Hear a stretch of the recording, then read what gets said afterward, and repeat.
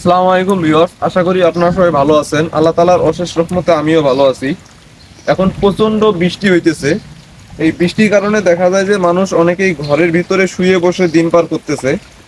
আর আমরা যারা গরু ছাগল লালন পালন করে থাকি, আমাদের এই বৃষ্টি কি রোদ কি আমাদের কাজ করতেই হবে।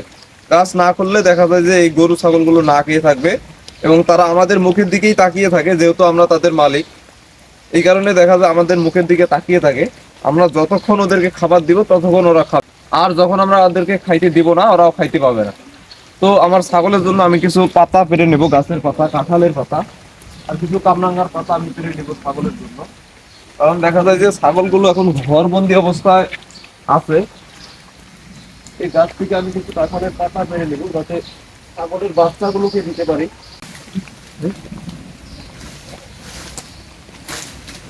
এখন যেহেতু বৃষ্টি চলতেছে আর বৃষ্টির সময় বেশি পাতা বা ঘাস পাওয়া যায় না, এই কারণে দেখা যায় যে বড় ছাগলগুলোকে আমি খড়, শুকনা খড় ভুসি দিয়ে খাওয়াই।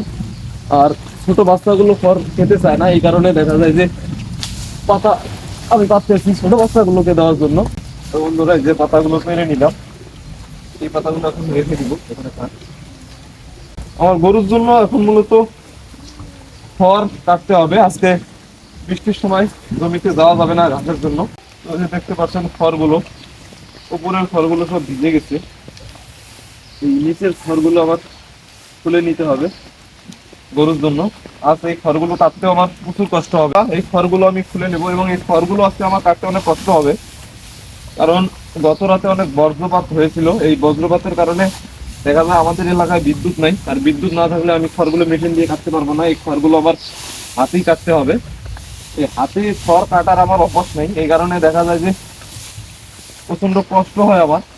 তবুও কাটতেই হবে, যেহেতু গরুকে খাইতে দিতেই হবে। আমি মূলত ঘাস খাওয়াই গরুকে।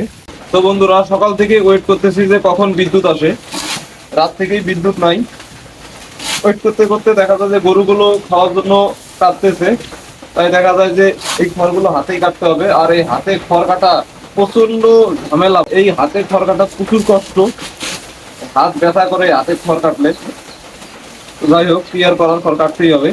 এইভাবেই দেখা যায় যে খড়গুলো কাটতে হবে এবং জমি থেকে ঘাস তো আজ আনতে পারিনি, এই খড়গুলোই আজ খাওয়াতে হবে গরুকে। অনেক কাজ পড়ে আছে, কাজগুলো আবার করতে হবে। যাই হোক, তো ভিডিওটি যদি ভালো লেগে থাকে তাহলে অবশ্যই লাইক কমেন্ট শেয়ার করে দিবেন। আপনাদের সাথে আমার দেখা হবে আমার পরবর্তী কোনো ভিডিওতে। সেই পর্যন্ত আপনারা সবাই ভালো থাকবেন, সুস্থ থাকবেন। আল্লাহ হাফেজ।